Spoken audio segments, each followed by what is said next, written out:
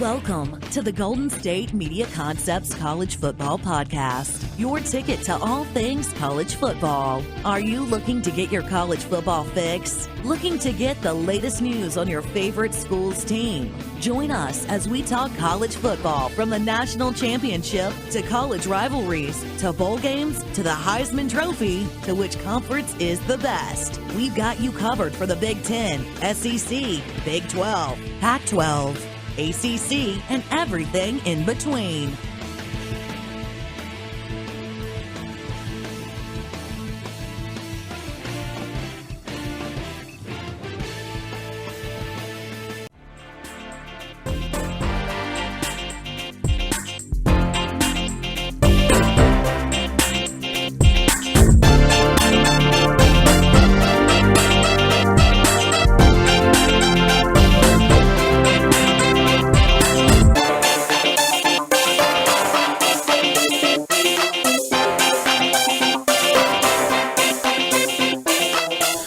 What is up? Welcome to the GSMC Football Podcast on a Monday today here, as we're going to start off our week with some talk on college football, as this is the college football edition of this football podcast, which is always brought to you by the GSMC Podcast Network. My name is Tom Dougherty, your host, and we're getting into the week where we're 10 days, well, some teams are under 10 days away, single digits.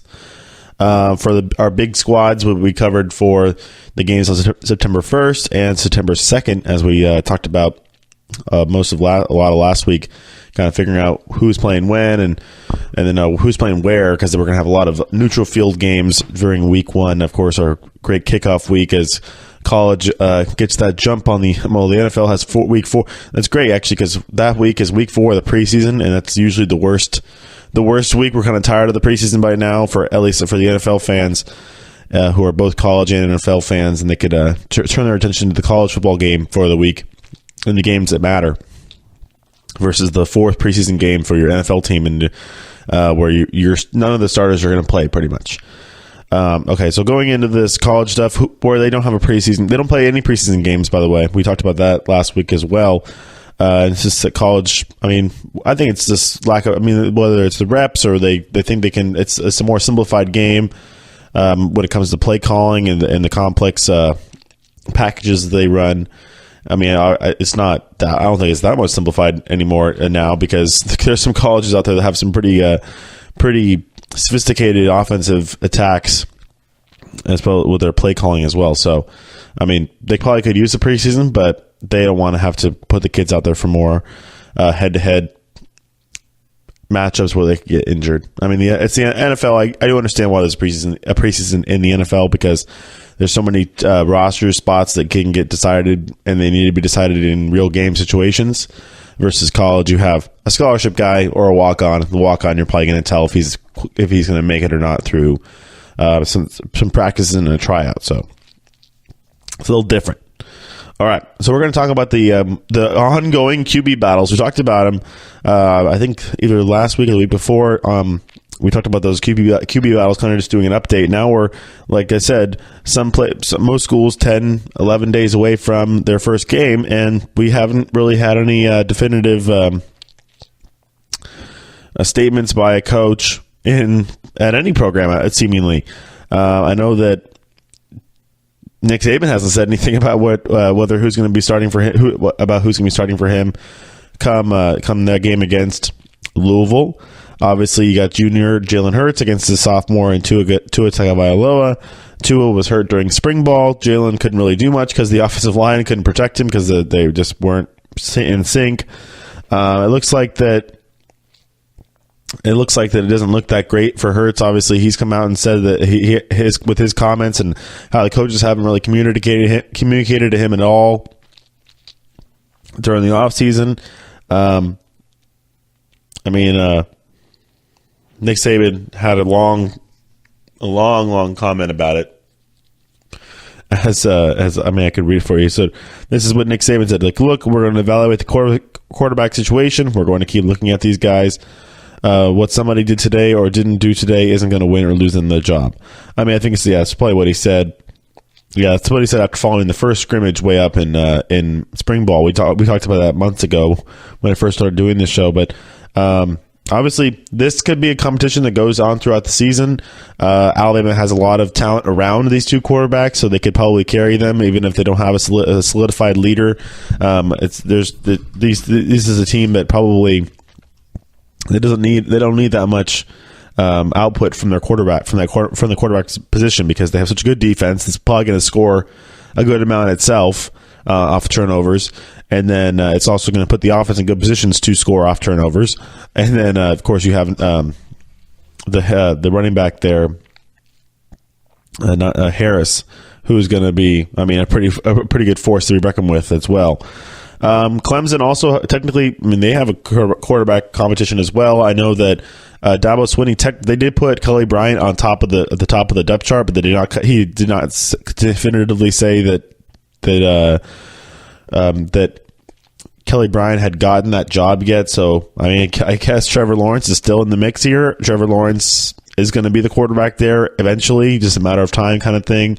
Whether it's going to be this year or during the year, halfway through the season, if Kelly Bryant's not cutting it, or if Kelly Bryant's able to just stay in there the whole rest of the senior season and then hand it over to Trevor Lawrence at the end of for next year is what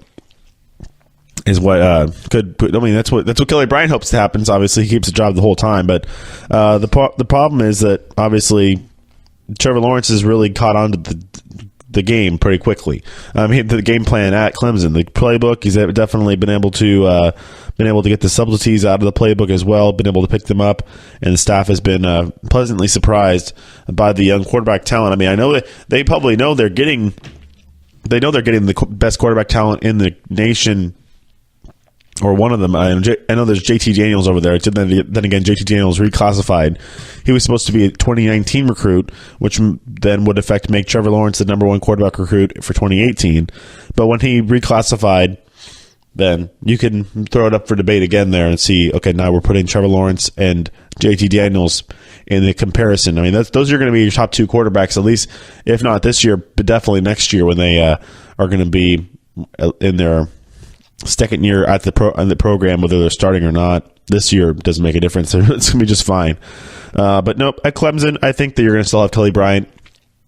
It's going to be the opposite of, I think Tua, like I said, I've been preaching that Tua got that job, but way back in January. Kelly Bryant may have lost the job way back in January as well, or in the New Year's Six game during the semifinal. That could definitely have happened, where Kelly Bryant loses that job way back in the semifinal because he couldn't move the ball against Alabama.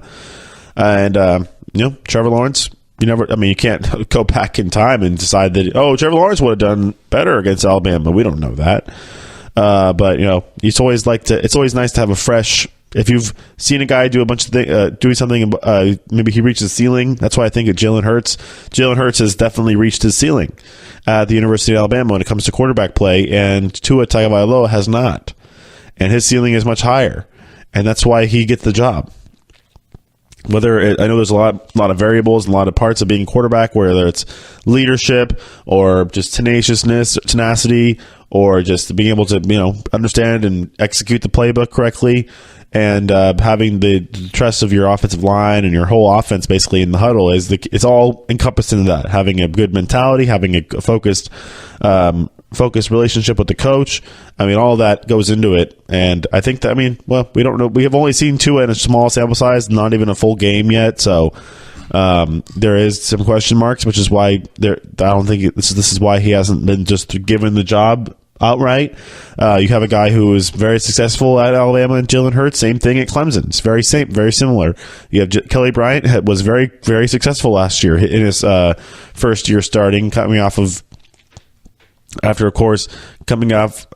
time where you're sitting behind Deshaun Watson, which is, there was no way you're taking a job from that guy. That guy is a stud. Obviously, we're going to see how he does in Houston this year, hopefully staying healthy for the Texans. But, it's similar. Kelly Bryant did well last year, then hiccuped at the end of the year in the against that very Alabama team, which is pretty interesting.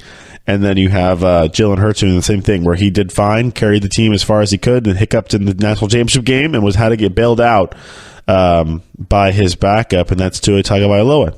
there was no Trevor Lawrence at Clemson last year. I think, well, maybe they could have put in, I mean, I guess they could have put in Hunter Johnson in that Alabama game if Kelly Bryant really wasn't cutting it. But, I mean, you can go back and see if Dabo did that or not. But he couldn't put in Trevor Lawrence. Trevor Lawrence wasn't there yet. So that's the one thing. So, Kelly, and we'll see what the whole thing is, what to expect. Obviously, you're gonna think that both quarterbacks are gonna play probably against Furman.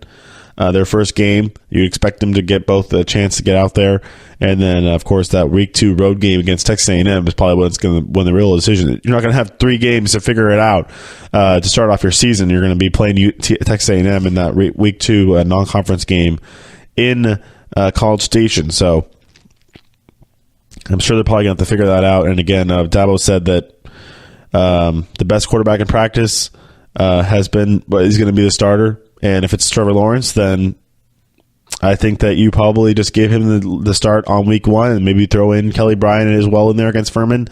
But really put for me, it's all about confidence. And these are young kids. These are not NFL quarterbacks where they're getting paid. They're just waiting for their chance. These are kids. They need to be reinstilled confidence into themselves. And having your head coach get behind you and say, I'm putting myself behind you. It's a big burden, but it's also a challenge to these kids, and they've been challenged their whole lives. And they know, especially Trevor Lawrence was the best quarterback in Georgia football history, breaking whose records? Oh, Deshaun Watson, that's right. For Georgia high school football. So I think that's if you're a kid like that and you have all these accolades and everything, you're just basically waiting for your coach to put his trust in you, and then you're ready. He's like, this is the last thing. I'm basically at the starting blocks. I'm ready for the coach to say, you're the man, and I'm about to start the gun. Let's go. I can throw all the sports analogies out there you want me to do. But if you're not, it's like, oh, coach, are you ready for me? Okay, coach. Oh, I'm not sure. No. These are guys where I think, well, at least Trevor Lawrence is. Kelly Bryant gives me a different vibe where he's more like the fact that he's even letting this freshman kind of sneak up on him and take over his job as a senior.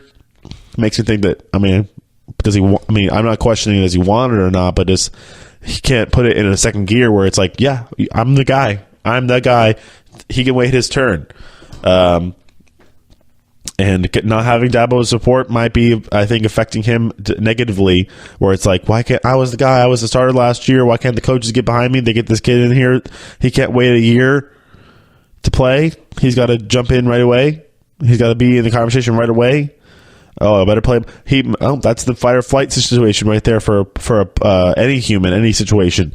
Do you fight to get your job, or do you fight and let the rumors seep in further and have ESPN say that, oh, if Trevor Lawrence is better in practice, then he's going to be the starter, like Dabo said. You're going to let that freshman be better than you in practice? I mean, if he's a better quarterback, he's a better quarterback. But you got 3 years on the kid. You think that your veteranness would maybe make you look a little bit better in practice than de facto give you the starting job. But if that's not the case, then it's not the case. And that says something about Kelly Bryant.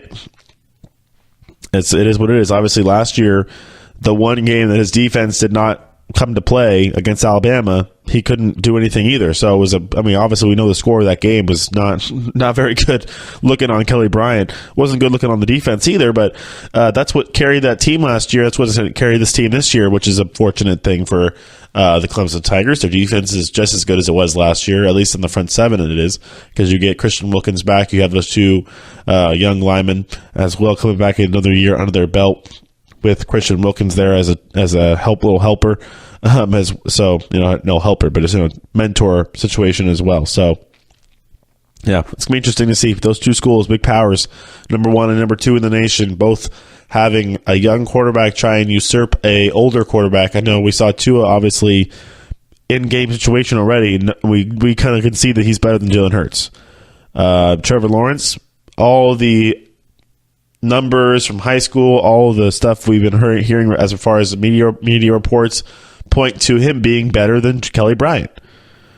But we haven't seen him actually on the field other than spring ball, even though he threw a dime in spring ball that I watched a million times. We don't know. And I think that Dabo he gets paid all the big bucks for this very reason.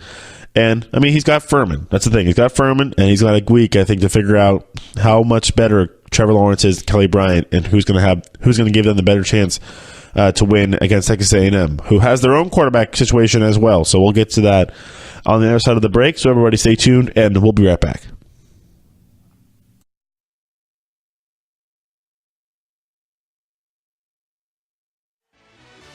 Are you looking for help for your fantasy football team? Check out the GSMC Fantasy Football Podcast. Get today's best advice on who to start, who to sit, even who you should draft. From sleeper picks to red-hot lineups, they got it all covered for you. That's GSMCpodcast.com/fantasy-football-podcast. We'll cover traditional leagues, dynasty, PPR, even IDP leagues. When you need fantasy help, there's just one show to hit up. Don't forget to like them on Facebook and follow them on Twitter. Visit GSMCpodcast.com for more info.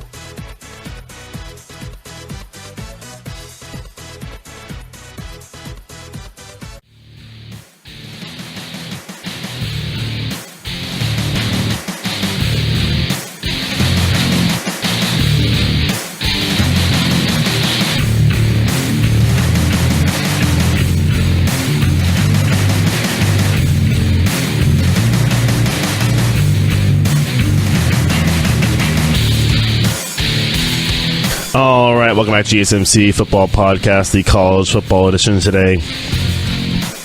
On a Monday, as we're talking quarterback competitions. You can think about them all your different ways you want to go. In college, I think that you can it's not a quarterback-driven league as you see in the NFL. NFL is definitely a quarterback-driven league. Oh, but Tom, Nick Foles on the Super Bowl. Yeah, I know. Nick Foles honestly played very well in the Super Bowl, and they played very well all the way leading up to the Super Bowl too. So yeah, he won the MVP of the Super Bowl too. So you can't tell me that the NFL is not a quarterback-driven league. It's a quarterback-driven league. College is not. College is a lot of coaching. It's a lot of just my players are better than your players. My players are faster than your players. My players are stronger than your players. I recruited better than you. It comes down to, we can go through the variables of football in a different time because we know that there's a lot of them. And whether it's officiating or, like I said, coaching, fluke plays that happen. We had a play last year that should never have happened between Duke and Miami. Or was that a couple of years ago? Yeah. So, the college football is definitely a little more up in the air as far as the fact that you have more than 30 teams you have 100 teams that are fighting for, you get top 25, obviously. And then you have the ones that are, okay, yeah, they have a chance to probably make it to the college football playoff. It's probably closer to 10 teams or so. Coming into the season because there's a lot of turnover. We had a lot of turnover last year. We had 5. When you have 5 quarterbacks go in the first round of the NFL draft, you're going to have some turnover. And there's turnover even at schools that didn't have a quarterback drafted that early. Oklahoma State, Mason Rudolph's gone, changeover. You have still question marks at Texas and Texas A&M regarding their quarterbacks. No changeover, no turnover there, but you just still. And then obviously UCLA and USC. New change over there, whether it's going to be Devin Munster or I think it's going to be Dorian Thompson-Robinson, even though Munster might be the leader in the clubhouse. I think I think he's going to fit. Chip Kelly's going to see much more. Like I said, it's all about ceiling. Whose ceiling is higher? There's a ceiling and there's floor, actually. So ceiling means what's the highest you can be? What's the best you can be? What is your ceiling? The best you could be. Like Jalen Hurts probably reached the ceiling already. He's reached the point where the best he could be. Tua Tagovailoa, not so much. Kelly Bryant has probably reached the ceiling. We don't know what Trevor Lawrence's ceiling is. So, that's the potential ceiling is very high. His floor is very high too because he already came into college. Floor is where you're at now, like where you're starting from. Basically, you can figure that out. And you have a very high floor already. Same thing with JT Daniels. They have a very high floor and a very high ceiling. So you're starting at a high level, and you could push that up to an even higher level. Even in the short time you're going to be at college or wherever college you're in. Well, JT Daniels at USC and Trevor Lawrence at Clemson. So it kind of figures itself out as it goes along. USC's been kind of the place where quarterbacks can be successful, but then no translation. If that's, of course, is a school that's going to get very much evaluated on how its players perform in the NFL, as with most big schools. Depending on quarterback situation, obviously quarterback situation is different. You're not like, oh my gosh, the Alabama quarterback did not do well in the NFL. Yeah, because they don't recruit quarterbacks like that. USC recruits quarterbacks for a pro style offense that they want to run the offense, like Sam Darnold, basically. So we're going to see how that works in Sam Darnold, and we're going to see how JT Daniels, if he comes in and takes that job from Matt Fink and takes that job from Jack Sears and says, you know what, sorry guys, I know I should be a senior in high school, but I'm better than you, and I played in high school since I was a freshman, and I was very good at a very good school in a very good league. That league is not easy. He plays against very, very high quality opponents in high school with Matter Day. That's that league they play in. I don't know, it's the Horizon League or the Trinity League, whatever they call it, down there with those private schools. It's legit high school football, and he plays at a very high level. You saw there's been highlight footage all over the place because he's getting to the point now where he might get the dang job.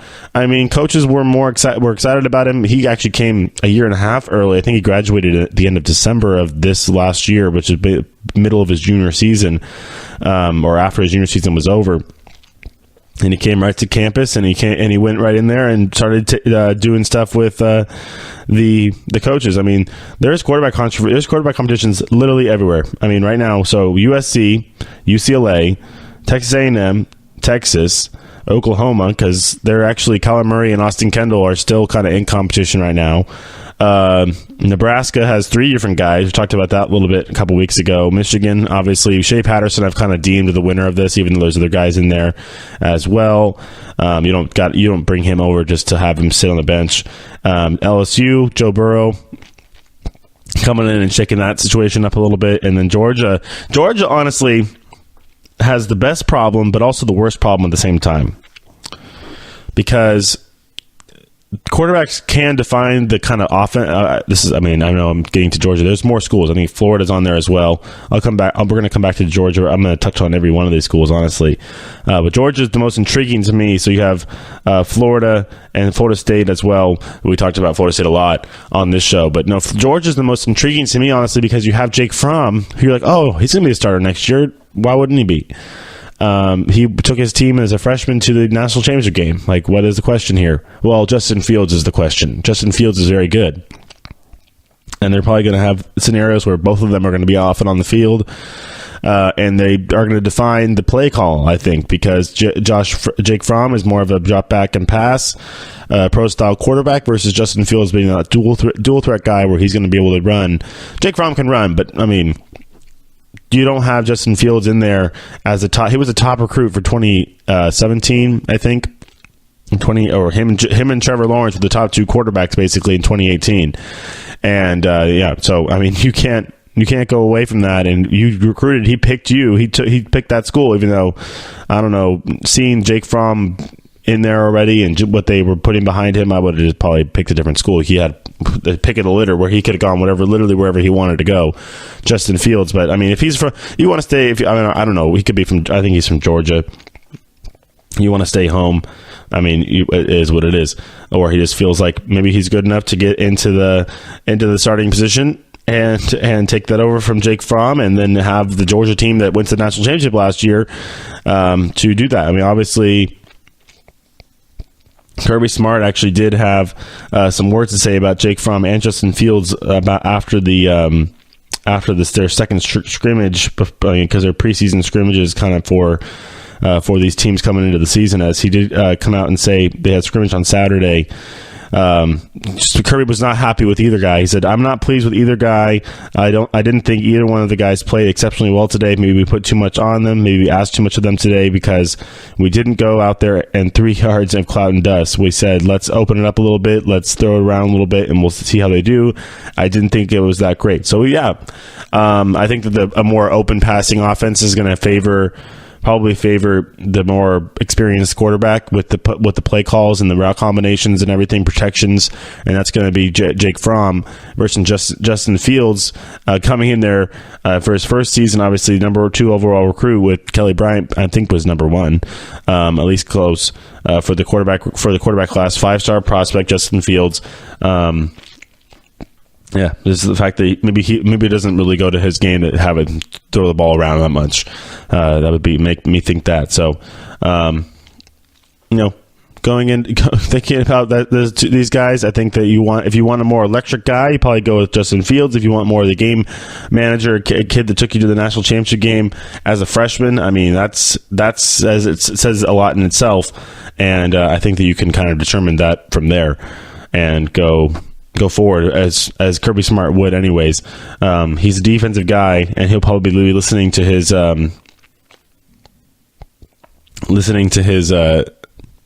coaches especially. And then obviously if we're this close to the season Saturday, this last Saturday, we're a week and a half from the season, and it just sucks that he has to. We're at this point where both guys weren't looking like it. We wanted to open it up a little bit. We wanted to throw the ball around in the scrimmage, and neither of them stepped up to the challenge. So which is kind of just make it so it takes another week to decide, and it takes another week to say, okay, we're going to run both of them out there. So I think that you're going to see some of both of them, and I think it actually will be the best situation where you're going to have two quarterbacks. I think it's going to work better. It would work better than Clemson, because Clemson is a situation where it's clearly Trevor Lawrence is consciously trying to, but just in effect of that's how sports work. Push Kelly Bryant out of the way, and make it his team and take ownership on the team. Versus Jake Fromm, still just a sophomore. Justin Fields is just his freshman. You have a guy who went to the national championship, like I keep saying, and they both can contribute together collectively and make that Georgia team better as well. I mean, you could say the same thing about Alabama, because Jalen Hurts is a very talented kid. He's very good in space. He's good running the ball, and you could make him be part of that offense and have Tua and Jalen be together. Where, I mean, I don't know, is there a rule against having two guys who could throw the ball on the field at the same time? I don't think so. Make Jalen Hurts a running back who can pass. I mean, because he could run it all right. We definitely know that. All right. I just have a couple more minutes left in this segment as we'll look at these other controversies. I think one of them has become a controversy. That's the one in Alabama. That's the one in Alabama for sure. And I mean, that's the one because I think that you're going to have guys where they're talking to the media too much. It's the one that has the most media coverage. It's the one that has it's the one that has most eyeballs around it, and it is what it is with them. And I think not Urban Meyer, but Nick Saban in his comments regarding the whole thing with the players having to win the team and everything is kind of mucked it up a little more, and the fact that now you're gonna have media people asking you if the team has input in the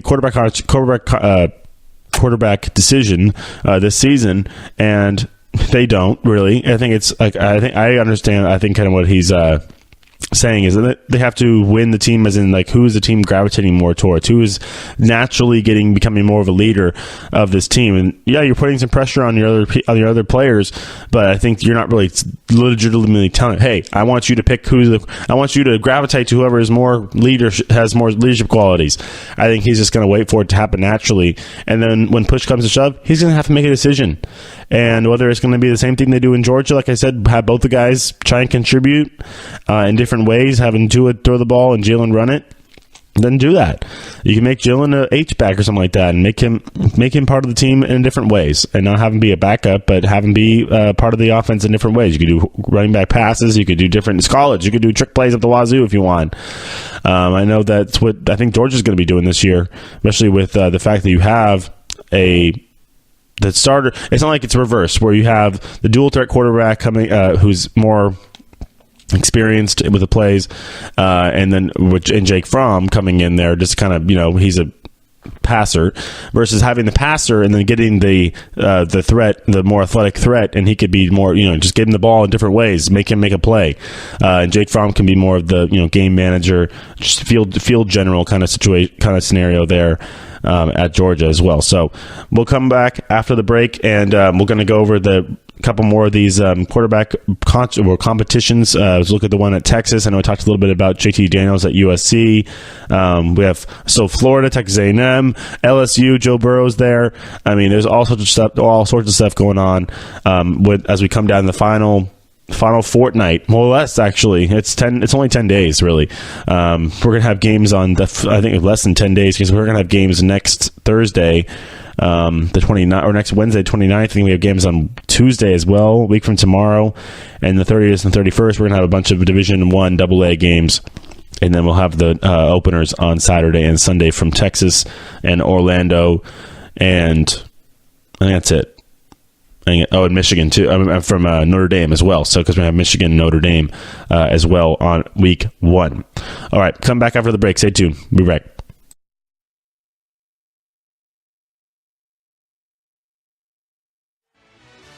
Check out the show that's built on the MMA. From the UFC to extreme cage fighting, they got the fights covered. Check out the GSMC MMA Podcast. Get the latest news on past or upcoming fights. Join us as we talk to and about some of the biggest names in the MMA, past, present, and future. When it's the fight game, there's just one show to check out. GSMCpodcast.com/MMA-podcast. Don't forget to like them on Facebook and follow them on Twitter. Visit GSMCpodcast.com for more info.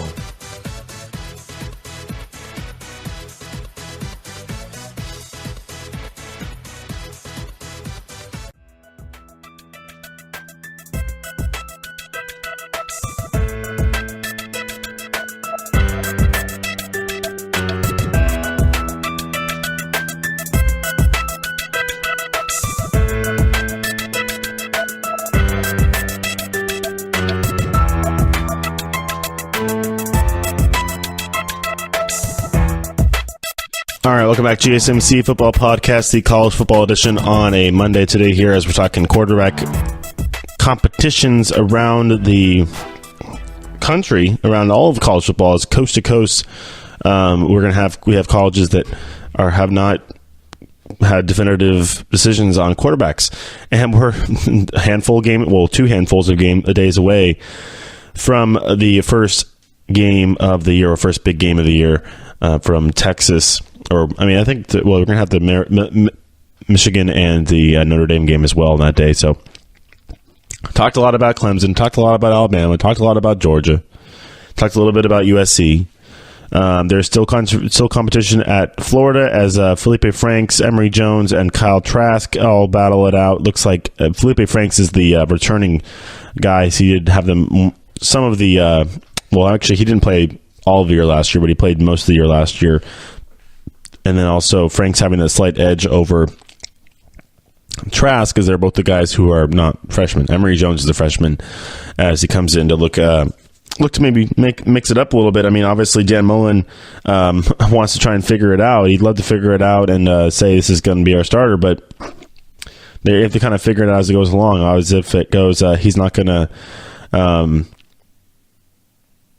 That's what he said. I mean, I'm not as much naming the starter as if it's I'm the backup or I'm the starter. I want to make sure the other guys are in the right frame of mind, because they're a play away from being a starter. So yeah, that's true. I mean, he wants everybody to be on an even play frame, where instead of having like some hierarchy where you're having a quarterback. Oh, I'm the best. I'm the starter. Blah blah blah. You guys have nothing on me. Where it's like kind of a next man up scenario. It's like, okay, well, he's going to have his turn. You're a play, like I said, you're a play away from being the starter. Well, like I said, confidence is one thing, but confidence is one thing for people who think that they should, like, a guy who's been there before, like a Tua or even a Jalen Hurts or a Kelly Bryant. But for these guys, where there are two sophomores and a freshman, I don't think anybody really thinks that they're better than the other one. They probably think that, but they shouldn't. And they should know that they're all pretty much on an even basis here. And whoever becomes the first guy up, the next guy better be ready, and the first guy up better know that the next guy is ready behind him. And it's kind of, you can build a camaraderie around that. It's like, yes, we're all fighting for one job, but collectively we can all take over this quarterback job and have ownership over it as a whole, because the games are only one day. You're practicing every day with these guys, and you're working out with them. Yes, the game you might be player A, or Felipe Franks might be the guy who actually gets to go on the field, but Kyle Trask is, like I said, a play away. Emory gets, injuries happen, bad play happens, bad matchups. Maybe this guy works better against his team. Maybe they're he's tipping his plays, something like that, or he's not doing what he needs to do. Then you can have a guy who's right behind him and can jump in and take over there for the University of Florida, because I understand that. If you don't have a tried and true starter, or if you have like you do at some of the other places we talked about, and then you have a guy who's kind of trying to sneak it, or not sneak in, but at least come in and take over that job, then you can there's a different protocol there versus a situation where nobody's really taking a grasp of this, taking the reins or a grasp of this job at any point. And they all can kind of collectively be a kind of, create some sort of a brethren in the quarterback room at Florida. And you could have, okay, yeah, it's your turn this time. I got your back if you mess up, or if we can all jump in and help each other out, kind of thing. It's all for the good of the team. Very utilitarian there at University of Florida. So that's the thing. Then we can go back to the other side, where you have actually one of the more unique is another unique situation at Florida State, where you have a guy in DeAndre Francois who was the starter, who was successful as a starter. Then he gets hurt, and you have James Blackman come in and not be as successful. He was all right, but he wasn't that successful in his first year with Jimbo Fisher. Which showed some signs of what he's able to do, why he was recruited by by Florida State. And then, of course, we have all the issues off the field with the drug charges and the sting operation, or whatever was drummed up against DeAndre Francois, that ended up not really amounting to anything. And he's trying to work his way back, while Willie Taggart is coming in for his first season, and Willie Taggart, we talked about this all summer long, saying what a situation to come into. You're dealing with a quarterback who is coming off an injury, then he has some drug issues, and his girlfriend they put it on his girlfriend, saying that it was her drugs or whatever, and the police trying to sting you, and blah blah blah. Nothing ever comes of it.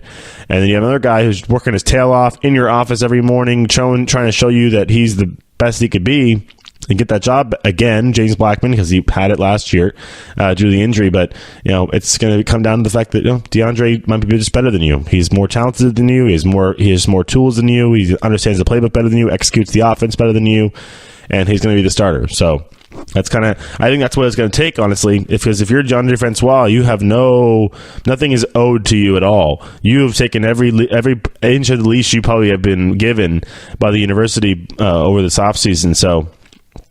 You probably have to think about it that way, and maybe you have to think about his health, number one, if he's at 100% health, and number two, what's the cost and effect? Cost and effect or effect. I'm trying to think of your opportunity cost here. What's it worth to put him in there and see what he can do and maybe win some games for us, or we hold him back and put the other guy in who really has earned his stripes over this over this year. But you know what? Obviously, Francois, he's trying to downplay it, and of course, he says that in his comments, I need to get better at all aspects, accuracy, throwing the ball, all cylinders of the offense. But I feel like being a good leader, putting in good effort with the guys and doing everything I can control. Interesting. But he feels like being a good leader. He feels like it. What if you don't feel like it, DeAndre? Do you not want to be? I don't know. That's not kind of a weird comment coming from a guy who wants to be a quarterback. But hopefully you do feel like it, because that's kind of the part of being the job. You want to be a leader. You want to lead this team back to the prowess that it was once at, and you got a new head coach to do it with. So help you figure that one out. At Florida State. LSU is another interesting one, where you got Miles Brennan, who was already there. Obviously, Justin McMillan and so did Lowell Narcisse. They both left, actually, when they both transferred away when Joe Burrow showed up. So Joe Burrow coming in and really shaking it up at Baton Rouge. And he could honestly be the guy who just comes in and plays really well. I mean, he could kind of just look back up at Ohio State and be like, look what you're missing out on. Obviously, they have a very talented guy in Dwayne Haskins as well. But, so I think Joe Burrow did a good job getting out of there in general, because that whole football program is definitely under the whole huge Johnny rain cloud that is this investigation into Urban Meyer that is probably going to be coming to an end pretty soon here. We'll talk about that this week, likely, about what the decision is going to be from that panel. But, Joe Burrow at LSU, get into the SEC, play some good competition. Maybe you can boost up your stock. Obviously, there's some good competition in the Big Ten, but the Big Ten is top heavy. Big Ten has 5 very good teams, and everybody else is either mediocre or bad. The SEC has, I want to say 3 very good teams, 4 very good teams, and then everybody else is quite decent, except for maybe Vanderbilt. Or Kentucky, even Kentucky. Well, Kentucky football, I don't know. They're a basketball team. That's a basketball school. How they snuck into the SEC is interesting, but it is what it is. That's his conference alignment. Joe Burrow could be interesting. LSU going to open up against Miami this year, and it'll be a cool little test because Miami was undefeated until they really hooked up last year, and you got LSU looking to get back into a situation where they could be contending for a big SEC title game. Haven't been there since a while. I think a few years even back into the tenure of Les Miles. But Ed Orgeron is there. He's not really the biggest X's and O's guy, but if you got some good coaches around him, he's definitely going to motivate his players. His players are going to be excited. They're going to be ready to play. They're going to be chopped at the bit. That guy is a motivator, and he's a very rah guy as well. So you got to like him at LSU for the time being, at least, and see what they could do this year in their schedule. Look at their schedule actually quickly here. They have that opener up against Miami. I think Joe Burrow honestly can come in there and take that job, especially when if the 2 other guys leave.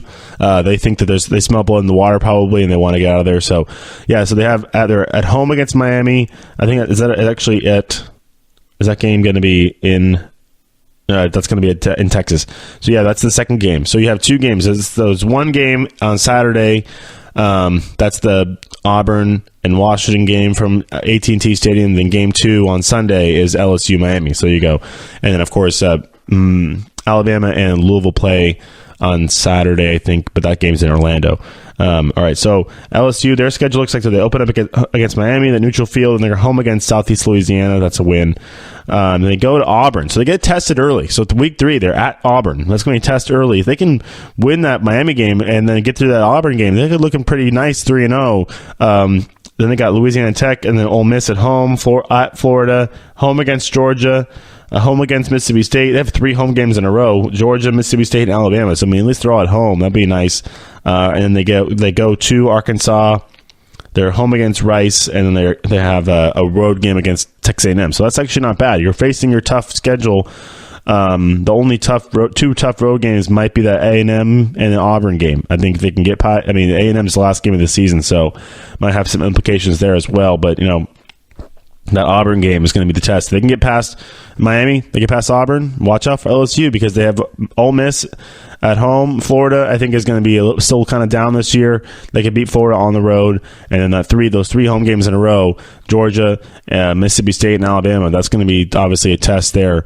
But all those teams have to go into Death Valley. You got to go to Tiger Stadium. You got to win there. It's not an easy place to play, and you can maybe mess up some seasons. Honestly, you're in the Big Ten. You're in the SEC West with Alabama and Auburn and Ole Miss. You need to beat all those teams and have a chance to get into the SEC championship game. And if they have Joe Burrow is shown to be a very talented guy. He could, I know it's the Big Ten versus the SEC. It might be a little bit different and a little faster, but I think he's going to be able to adapt and test for his talents there at Ole Miss. Test for his talents at Ohio State, and then now moving them to LSU, obviously.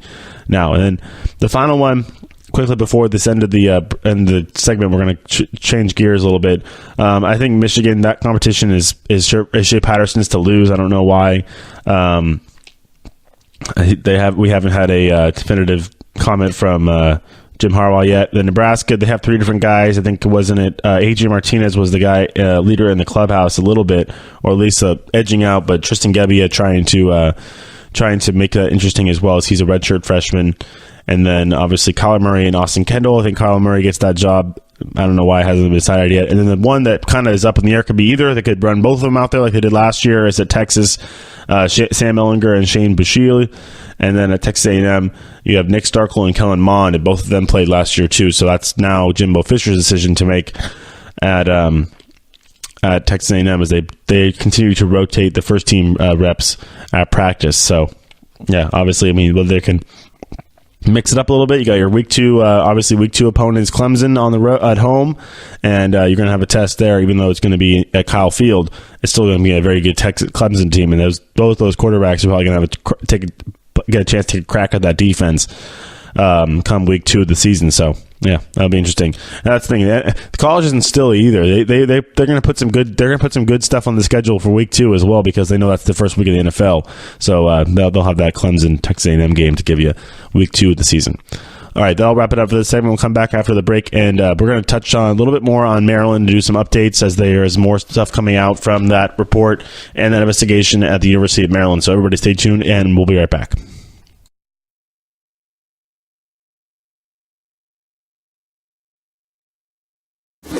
Check out the show built around the women of MMA. From the UFC to the extreme cage fighting, we got the fights covered. Listen. It's the Golden State Media Concepts Women's MMA Podcast. The latest news of upcoming fights, discussions of previous matches. Join us as we talk to and about the biggest names in women's mixed martial arts, past, present, and future.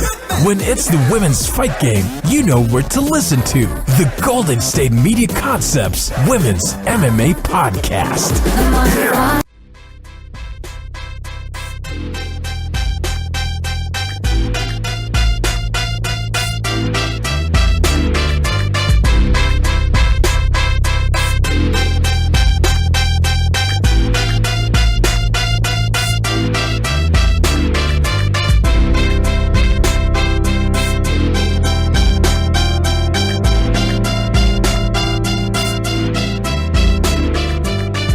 All right, welcome back to GSMC Football Podcast, the final segment of the day today. All right, and we're going to cover, I mean, we talked a lot about quarterback stuff, as when I talk about as much stuff on the field. I want to talk about as much stuff on the field as possible, even though there is some stuff off the field that needs to be addressed. I talked about it on Wednesday, as well as, this is something that is not the easiest thing to talk about, but of course there's always questions and always things surrounding about what's going on down at the University of Maryland. So obviously DJ Durkin and 2 of his staff members have been put on leave, and then of course, suspended, and then there's been no personnel issues announced yet as well. So, I mean, Maryland, of course, did come out and did respond to the mistakes that it made. So it says, they said the school accepts moral and legal responsibility for the mistakes. Quote, that was the quote by their president, Wallace D. Lowe. And then, of course, made by its athletic training staff that ultimately led to the death of the lineman, 19-year-old Jordan McNair, passing away on May during, I think it was June 13th. It was a few days after, or a couple weeks after the incident on May 29th. And then, of course, Rick Court is the athletic trainer. I mean, of course, he's the assistant. So that's actually his title is assistant athletic director for sports performance, and he actually did resign on Monday. And did reach a financial settlement with the university, and did post a letter on Twitter a couple days ago on Monday. So, yeah, this is interesting. Obviously, the head athletic trainer and the director of athletic training as well were put on administrative leave. Those were the 2 officials, along with DJ Durkin, because Rick Court, it says, got it out of the way. I think DJ Durkin obviously can be. Is going to be is on this leave. What the question is, can he be fired for cause? Is kind of leads up to be determined. Obviously, there is a quote from his there is a excerpt from his contract. According to his contract, it says cause should be defined as material misconduct, which is wrongful, immoral, meaning inconsistent with the professional standards of conduct of the intercollegiate head football coach, or unlawful conduct which adversely affects the coach's ability to meet the performance standards and performance commitments set in sections 1 and 3.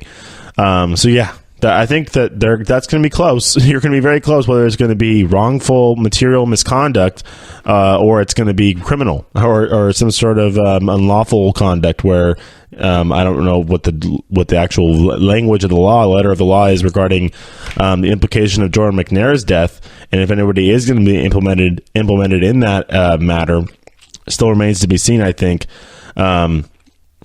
But this is it's from Section 3. This is his duties as a head coach.